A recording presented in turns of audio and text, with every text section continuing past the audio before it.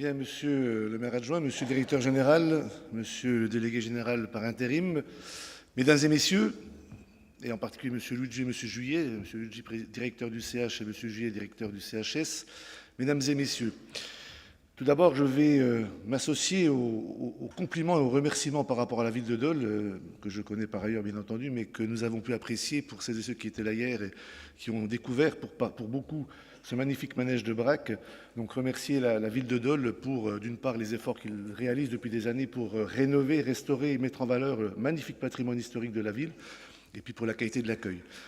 Remercier également, permettez-moi de le faire en début d'intervention, l'équipe de la délégation régionale, Denis et Sévenat, qui effectue au quotidien un travail important, un travail d'animation, un travail de compilation d'informations, un travail de rédaction de documents qui nous permettent et qui me permettent en particulier de pouvoir ensuite, avec eux et avec elles, défendre les dossiers de la FHF Bourgogne-Franche-Comté. Donc merci à Denis et à Sévenat pour ce travail important réalisé, parfois dans l'ombre, mais qui est pour autant essentiel. Merci également à nos partenaires qui nous permettent d'organiser ce forum pour la troisième fois avec toujours autant de succès. Donc les partenaires, bien entendu, privés en particulier, qui acceptent de venir dans ce mini-salon vous apporter les informations, les renseignements et vous faire des propositions pour le fonctionnement au quotidien de vos établissements. C'est un petit peu tout cela. La FHF, c'est une famille qui se veut être au service des établissements publics hospitaliers sous toutes leurs formes, mais qui se veut être aussi une émanation de vos intérêts. Pour les remerciements, je vais m'arrêter là, mais voilà, c'était vraiment important que je le fasse en début d'intervention. Alors, moi, je suis heureux d'être là pour la deuxième fois, en fait, puisque j'étais là l'année dernière à Beaune, et je vous avais, pour celles et ceux qui étaient là l'année dernière, fixé un petit peu mon cap. Ce que je souhaitais faire en tant que président de la FHF Bourgogne-Franche-Comté pour faire en sorte que, après les différents prédécesseurs, bien entendu, qui avaient déjà œuvré de manière très positive, faire en sorte que la FHF soit toujours et encore plus à votre service. Donc nous avions pris un certain nombre d'engagements, j'avais pris un certain nombre d'engagements d'animer la FHF à travers des réunions régulières, de bureaux, de conseils d'administration, à travers des interventions auprès de l'instance nationale. Et je voudrais à ce moment-là saluer Frédéric Valtou, le président de la FHF, qui est représenté par Cédric Arcos, mais on ne faisait pas le poids ce matin parce que Frédéric Valtou est dans l'avion officiel, je crois, avec le Premier ministre et la ministre de la Santé. On a bien essayé de le convaincre, mais voilà, c'est normal, puisque vous le savez certainement, le Premier ministre va faire présenter un plan, on va dire, par rapport aux déserts médicaux, à un autre sujet délicat. Donc, saluer de notre part le président Valtou, que j'apprécie beaucoup, et dont j'ai pu noter, quand je vais à Paris au conseil d'administration, toute l'implication personnelle à défendre l'hôpital public sous toutes ses formes. Donc, animation de la FHF régionale, faire en sorte qu'on soit à votre écoute, qu'on puisse, comme je le disais tout à l'heure, relayer vos préoccupations, faire en sorte que nous défendions ensemble notre vision d'hôpital public. Et j'y reviendrai. Cette vision, elle est essentielle, et le maire adjoint de Dole l'a souligné. L'hôpital, monsieur le directeur général, je me permets de vous interpeller à plusieurs reprises, l'hôpital est un élément d'attractivité du territoire. C'est un élément constitutif de l'aménagement du territoire. Il est essentiel qu'au niveau du ministère de la Santé, on considère l'offre hospitalière comme étant un élément de structuration, d'équilibre du territoire. Il est donc essentiel pour nous, au niveau de la FHF, de défendre en tout lieu, avec des adaptations qui s'imposent, bien entendu, on n'est pas contre l'évolution, mais de défendre un maillage équilibré, équitable du territoire. Nous en parlions hier soir lors du repas, parce que quand on déjeune ou quand on dîne, c'est toujours très agréable, mais en plus on peut discuter. Et on parlait avec l'ancien président de la FHF, M. Vincent, qui doit être dans la salle, peut-être d'un défi à venir, d'un risque potentiel, qui est celui de ne pas être en capacité, si nous réduisons par trop la présence territoriale de certains hôpitaux, de ne pas être en capacité de répondre à des crises sanitaires majeures, en particulier par rapport aux lits de médecine.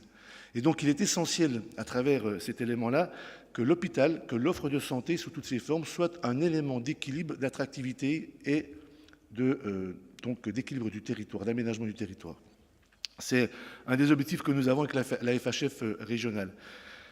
L'autre élément de la FHF régionale, c'est vraiment de pouvoir, à travers des instances mises en place, pouvoir donc défendre les dossiers qui nous concernent, qui vous concernent. Et avec Denis, nous l'avons fait à de très nombreuses reprises, et je voudrais vraiment remercier Monsieur le directeur général, Monsieur Pribil, qui après Monsieur Landelong a repris l'engagement qui avait été signé avec Monsieur Landelong, mais qui l'a, je dirais, intensifié. et qui a prouvé, depuis un an qu'il est là pratiquement, qui a prouvé son attachement. Et nous avons eu de très nombreuses rencontres entre la FHF et la DGARS pour justement évoquer un certain nombre de dossiers et de préoccupations qui sont les vôtres et qui sont les nôtres. Et je peux vous dire, même si on n'est pas toujours d'accord, parce que M. Pribil a aussi c'est entre guillemets ses engagements par rapport à sa tutelle, mais en tout cas, M. Pribil, et je voudrais vraiment vous en remercier, le dire devant vous, a toujours eu une écoute attentive, une écoute constructive, et a toujours essayé de trouver une solution avec l'ensemble de la direction générale qui l'entoure. Donc, je voudrais vraiment vous remercier, M. Pribil, pour cet esprit qui anime nos rencontres régulières et qui vont encore animer les futures. Un exemple très concret, parmi d'autres, mais nous avions sur le Nord-Franche-Comté un dossier sensible, très sensible, pour lequel la FHF avait d'ailleurs intenté un recours contre l'ARS par rapport à des autorisations données. Eh bien, avec un travail de tous les instants, jusqu'encore hier, pendant le repas, eh bien, je pense que nous avons abouti aujourd'hui à un accord qui est un accord gagnant-gagnant entre des cliniques privées et l'hôpital Nord-Franche-Comté, par le biais de l'ARS, avec la FHF comme partenaire, pour tout simplement que l'offre de santé aille vers celles et ceux qui sont pour nous notre préoccupation majeure, c'est-à-dire la population. Et je crois que la FHF, on l'a redit, on le redit systématiquement, n'est pas contre le privé, bien au contraire. On est pour la complémentarité publique-privée. Je pense qu'il y a de la place pour tout le monde, à partir du moment où cette place, elle est concertée, elle est travaillée ensemble, qu'il n'y a pas de prédominance de l'un par rapport à l'autre. Mais je crois qu'il peut y avoir une complémentarité, qu'il doit y avoir une complémentarité entre l'offre publique et l'offre privée.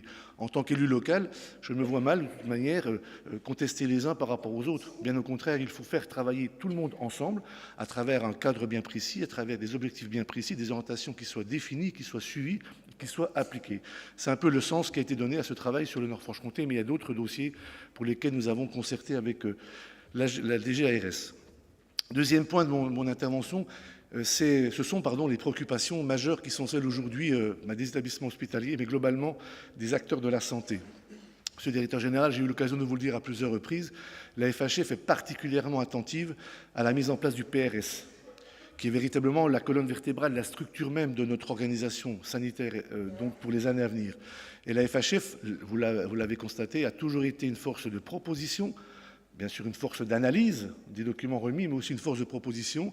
Et je peux dire aussi qu'entre les documents, la V0, parce qu'on s'y perd, la V01, la V02, la V1.1.2, enfin bon, les différentes versions qu'il y a déjà eu, on s'y perd. Je crois qu'on en est à la V1.1, je crois, bientôt la V2, qui sera mise en consultation officielle. Enfin bon, mais à travers les différentes versions du PRS, nous avons constaté, sur un certain nombre de domaines, des évolutions positives. Il reste encore des points de blocage, des points de tension, des points de vigilance, mais nous avons pu constater au niveau de la FHF que vous aviez pris avec votre équipe en compte un certain nombre d'éléments. Et ça, je pense que c'est tout le sens qu'on veut donner, que je souhaite donner avec Denis et Sévenat à l'intervention de la FHF régionale avec l'ARS Bourgogne-Franche-Comté. Donc le PRS, avec à l'intérieur des éléments particulièrement sensibles, et je le dis en tant qu'élu local, pour moi, l'élément majeur, alors, peut-être que tout le monde ne partagera pas forcément ce point de vue, mais pour moi, l'élément majeur, c'est la PDSES. Véritablement, la PDSES doit être un élément qui doit nous permettre, et je reviens à ce que je disais tout à l'heure, qui doit nous permettre de renforcer, de pérenniser, de rendre robuste la présence territoriale des hôpitaux sur notre région Bourgogne-Franche-Comté. Et à travers ce qui semble se dessiner sur la PDSES, on aura quelques conversations peut-être sur lesquelles on ne sera pas forcément en phase, mais on va défendre, nous, une juste et une bonne répartition des moyens de PDSES pour permettre à ce que toute population de tout le territoire de Bourgogne-Franche-Comté ait une réponse équitable. Je ne dis pas égale, l'égalité n'existera jamais, ce n'est pas possible, mais l'équité de traitement. Vous avez une responsabilité, nous avons une responsabilité pour que nos populations soient équitablement traitées par rapport aux besoins de santé. Et la PDSES est un des éléments, peut-être pas le seul, mais un des éléments majeurs sur lequel on souhaite que cette version évolue encore pour garantir aux hôpitaux les moyens justes et nécessaires pour prendre en charge l'ensemble de ces continuités de services en particulier. Le FIR également, l'utilisation du FIR, qui est un petit peu la boîte à Pandore, où on fait tout dire et tout faire au FIR.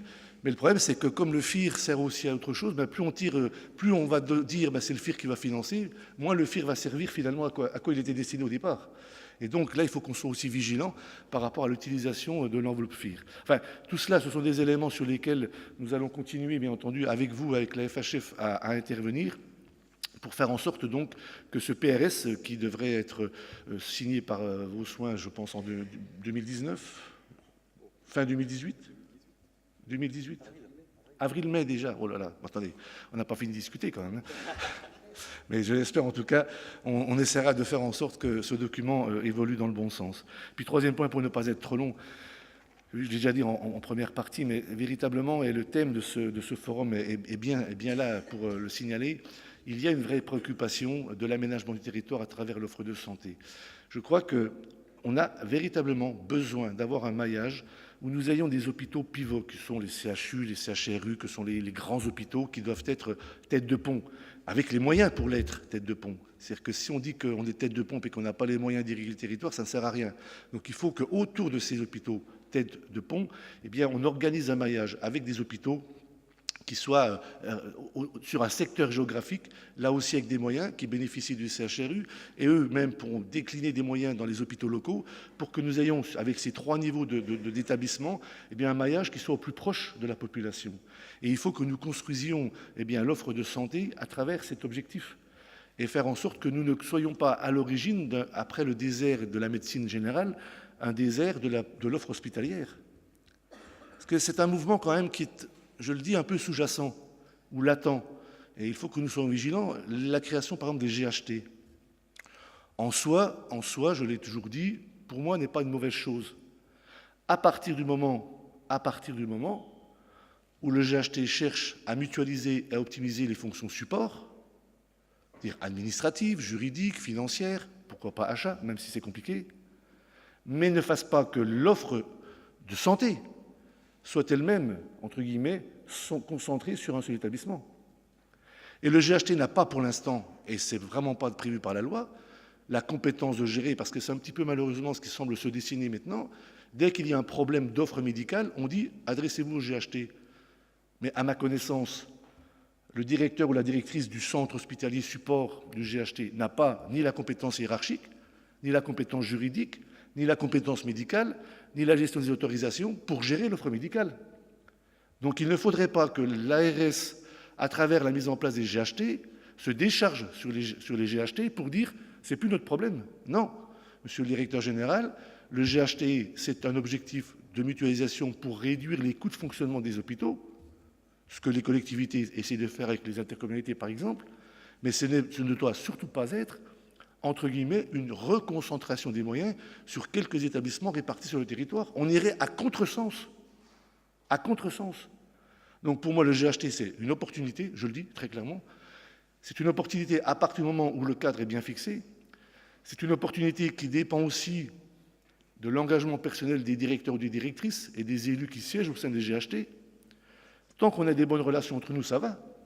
Mais il ne faudrait pas que les textes cadenassent complètement les relations et fasse en sorte que dans 5 ans, on dise, mais attendez, le GHT est là, adressez-vous au GHT, adressez-vous à votre hôpital pivot, et puis derrière, on ne s'occupe plus de rien.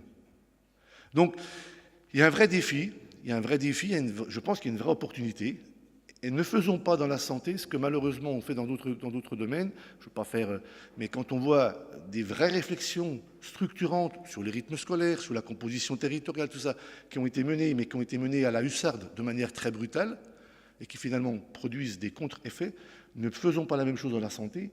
Prenons le temps de bien réfléchir à ce que l'on veut mettre dans le GHT, à ce que doit être le GHT pour l'avenir, mais que ce soit un GHT qui soit porteur de sens et qui ne soit pas à l'origine d'un vidage, si je puis dire, complet du territoire. Et c'est un petit peu, on le sent par certaines réactions, on le sent, et maintenant l'ARS a tendance à dire, mais il y a le GHT, donc le GHT va se gérer. Non, non, non, non. Le GHT ne gère pas. Il n'est pas là pour ça, en tout cas pas pour l'offre médicale. Donc, on a aujourd'hui cette importance de la création des GHT. Je ne vais pas rentrer dans les détails sur les projets médicaux partagés qui doivent s'insérer, mais également être nourris ou nourrir le PRS ou le SRS. Enfin, cet enchevêtrement de réflexions parallèles peut aussi porter à un certain nombre de complications pour les élus et pour les membres des directoires des hôpitaux. Et c'est tout cela qu'il faut que nous travaillions ensemble.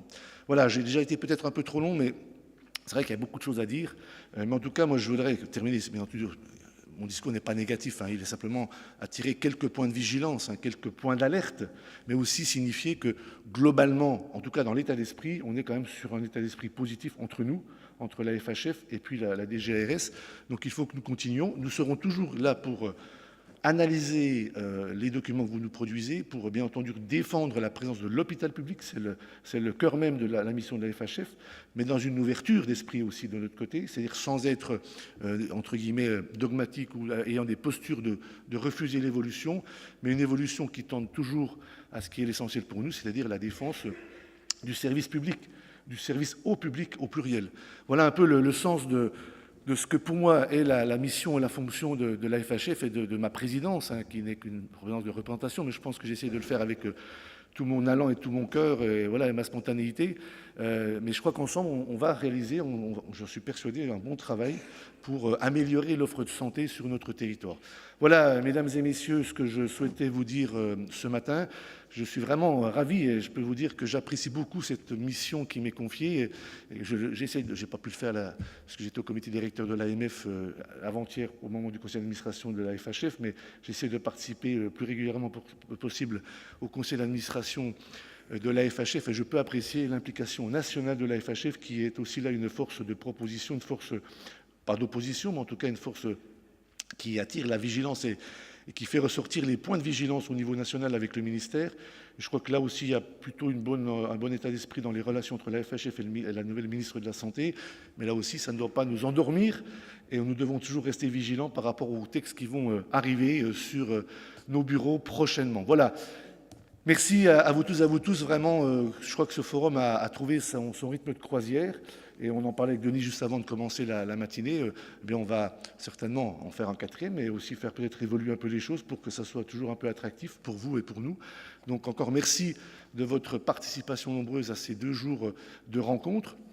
Et puis alors moi je devrais malheureusement, mais c'est Catherine Sadon, la vice-présidente, qui clôturera elle ce soir l'intervention, puisque j'ai d'autres fonctions et je dois partir sur Dijon pour siéger au conseil régional, puisque nous avons une assemblée plénière aujourd'hui, donc je ne pourrai pas malheureusement rester très longtemps avec vous, mais sachez qu'entre hier soir et ce matin, je reste vigilant et je vais d'ailleurs intervenir au conseil régional certainement sur la santé cet après-midi.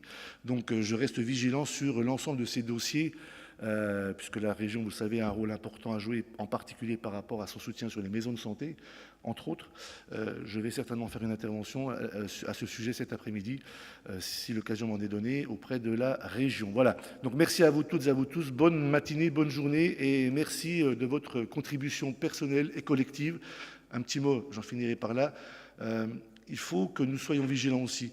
On a un discours un peu trop, là aussi, qui est véhiculé, y compris par les plus hauts personnages de l'État.